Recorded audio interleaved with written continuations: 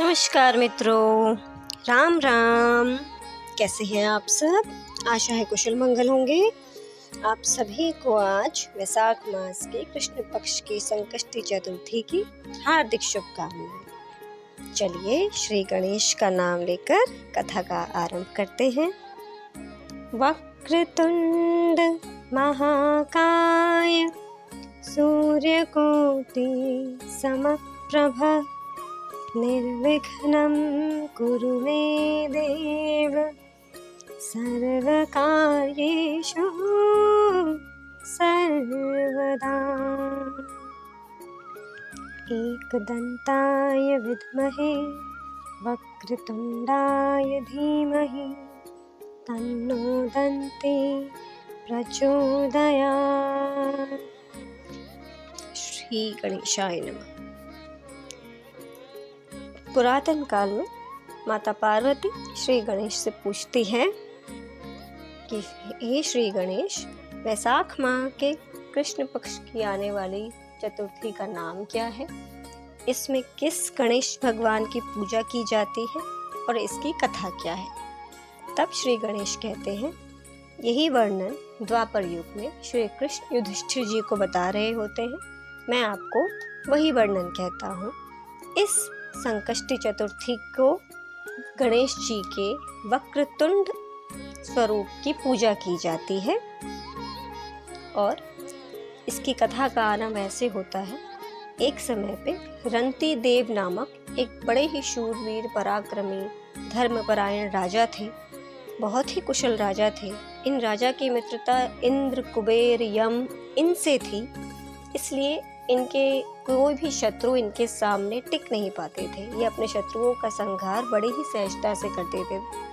समग्र पृथ्वी पर एक छत्र इनका साम्राज्य था। इन्हीं के नगर में एक धर्मकेतु नाम का ब्राह्मण रहता था। उस ब्राह्मण की 2 पत्नियां थी, सुशीला और चंचला। सुशीला वो बहुत ही धार्मिक प्रवृत्ति की थी। वो प्रत्येक मास में व्रत इत्यादि करती थी और इसी कारण से लगभग प्रत्येक सप्ताह व्रत करने के कारण उसका शरीर बहुत ही कृशकाय हो गया था, बहुत ही दुबला हो गया था।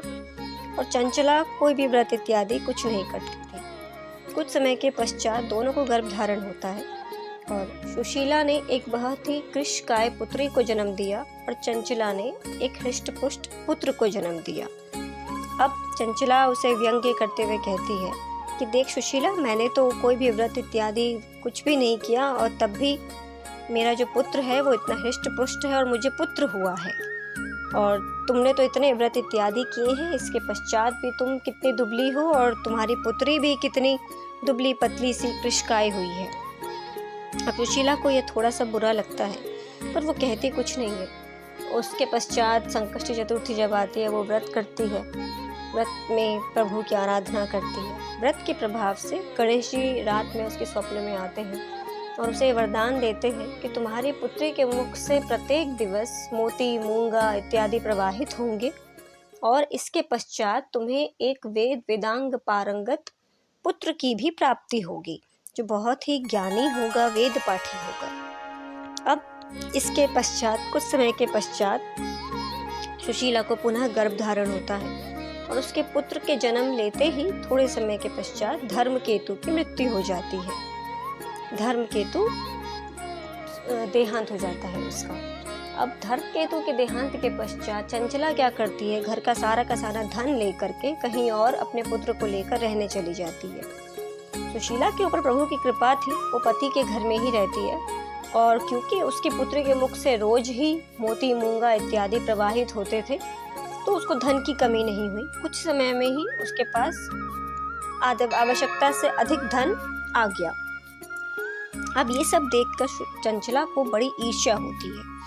वो समझ जाती है कि इसकी पुत्री में कुछ ऐसा है। वो क्या करती है, एक दिन उसकी पुत्री को कुएं में धक्का दे देती है। अब क्योंकि सुशीला गणेश जी का व्रत करती थी, गणेश जी उनके इष्ट थे, उनके आराध्य थे, तो अपने भक्तों का रक्षण प्रभु स्वयं करते हैं। तो गणेश जी उसकी पुत्री को कुएं से निकालकर उसकी माता के पास सुरक्षित पहुंचा देते हैं। ये देखकर चंचला आश्चर्यचकित रह जाती है और फिर वह भी मन में सोचती है जिसकी रक्षा स्वयं प्रभु करते हैं उसे भला कौन मार सकता है। इसके पश्चात वह भी सुशीला के पास जाती है चंचला और उसे क्षमा करती है, क्षमा मांगती है कि हे बहन सुशीले, मुझे क्षमा कर दो, मैंने जो भी अपराध किया है मुझे क्षमा कर दो, मैं बहुत पापिन हूँ।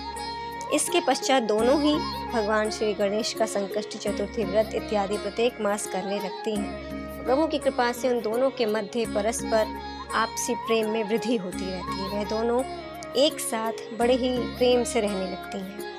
तो इसके पश्चात गणेश जी कहते हैं, इसी प्रकार श्री कृष्ण ने युधिष्ठिर जी को यह कथा सुनाई और उसके पश्चात कहा, हे राजन, आप भी अपने समस्त भाइयों और समस्त पत्नियों के साथ, अपनी माता के साथ यह व्रत कीजिए। इसके पश्चात आपको भी आपके राज्य की प्राप्ति पुनः हो जाएगी। एक बात मैं यहाँ बताना चाहूँगी, जिस प्रकार श्री कृष्ण प्रत्येक एकादशी की कथा सुना रहे होते हैं युधिष्ठिर को, फिर युधिष्ठिर से प्रत्येक एकादशी रखने को कहते हैं और फिर उसी तरीके से प्रत्येक चतुर्थी की कथा भी सुना रहे होते हैं, तो ये क्रम पूरा लगभग वर्ष तक चलता है, क्योंकि उनको तो 13 वर्ष का वनवास दिया गया होता है। ये सारी कथाएं तब सुनाई जाती हैं और इसीलिए जब वो ये सारे व्रत इत्यादि दोनों व्रत करते हैं, एकादशी भी चतुर्थी भी, तब जाकर के एंड में अज्ञातवास के पश्चात उन्हें पुनः उनका राज्य मिलता है। वो बात तो अरे वो पूरा का पूरा युद्ध वगैरह करने के पश्चात मिलता है। तो